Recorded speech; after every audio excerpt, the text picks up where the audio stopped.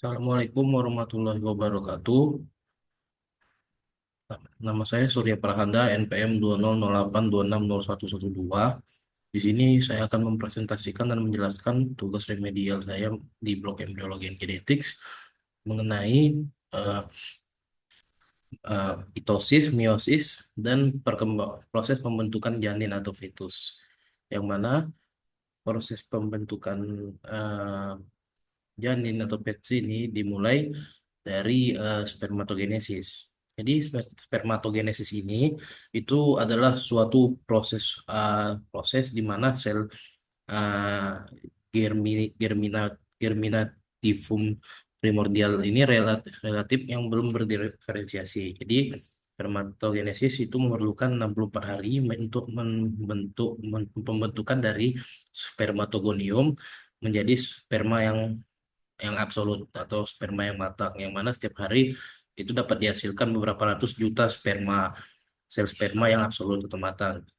Pada spermatogenesis ini ada tiga tahap utama eh, yang perlu, ya, ada tiga tahap utama, yaitu pembelahan atau proliferasi mitosis, ada meiosis, dan pengemasan atau pematangan.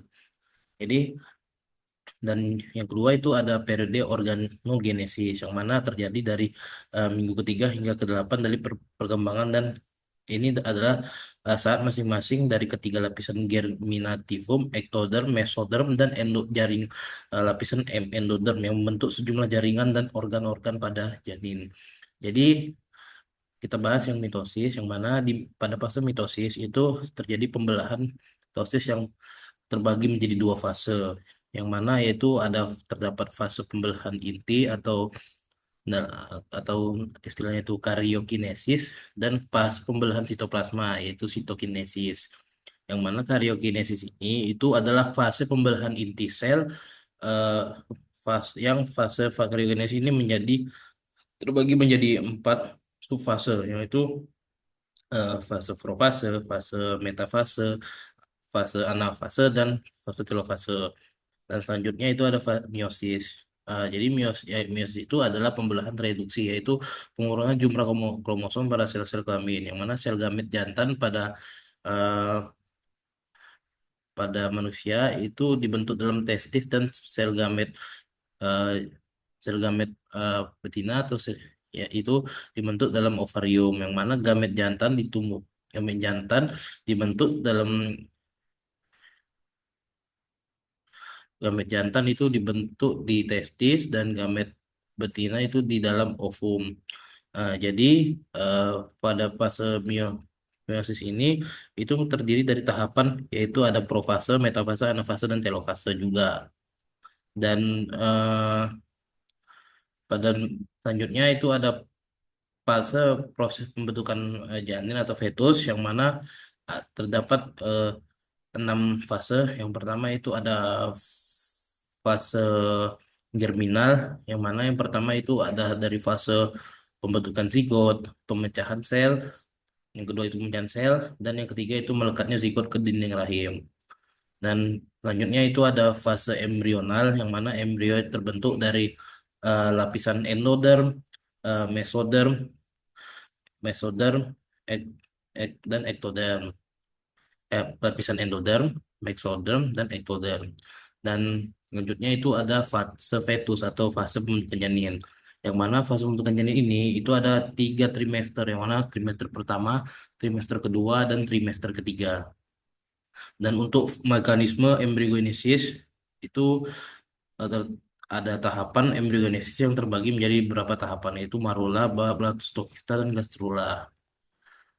Dan untuk jaringan utama pembentukan eh, ya, pembentukan manusia atau janin ini itu ada 4 jaringan di dalam tubuh kita, yaitu ada jaringan otot, yang mana jaringan otot ini itu ada 3, yang mana ada otot polos, yang ma- yang mana otot ini bergerak secara tidak sadar, dan otot rangka atau lurik, otot yang kita gerakkan secara sadar, misalnya untuk berjalan dan untuk melakukan aktivitas.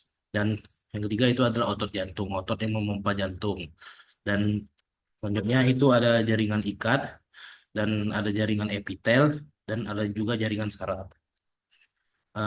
Dan untuk penciptaan eh, dan untuk pada proses fertilisasi itu terjadi proses peleburan dua jenis sel gamet laki-laki dan perempuan, yang mana pembuahan itu umumnya atau selayaknya itu terjadi di ampula tuba Fallopi, yang merupakan tempat terluas di tuba Fallopi dan berdek dan dekat dengan ovarium atau indung telur.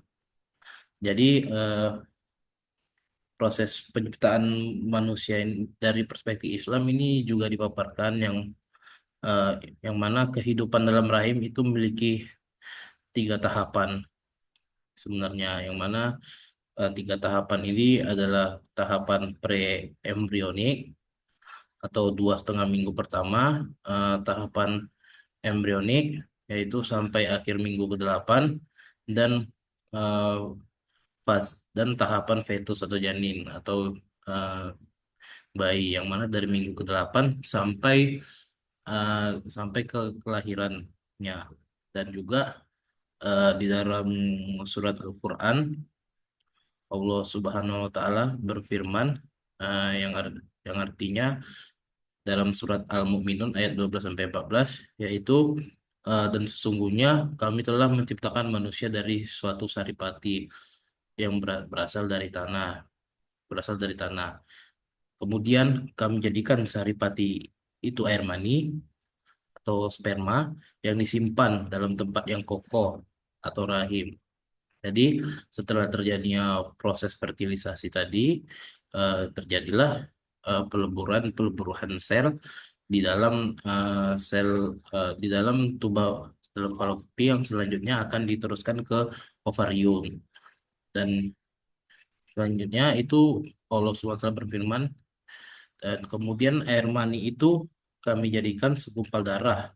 Lalu segumpal darah itu kami jadikan segumpal daging, dan segumpal daging itu kami jadikan tulang belulang. Lalu tulang belulang itu kami bungkus dengan daging, kemudian kami jadikan dia makhluk yang berbentuk lain. Maka Maha Suci Allah, Pencipta yang baik. Al-Quran surat Al-Mu'minun ayat 12 sampai 14. Eh, jadi sungguh besar sungguh besar Allah dalam penciptaan manusia, yang mana telah difirmankan dalam surat Al-Quran ayat Al-Mu'minun ayat 12 sampai 14. Baik, berikut referensi yang saya gunakan untuk menyusun mind map tugas mind map ini ada dari jurnal penelitian infertilitas infertilitas, ada dari jurnal penelitian juga, dan ada dari jurnal, dan ada dari beberapa buku yang saya baca. Baik, terima kasih. Lebih dan kurang saya mohon maaf. Kepada Allah lah saya mohon ampun. Wabillahi taufik wa hidayah. Wassalamualaikum warahmatullahi wabarakatuh.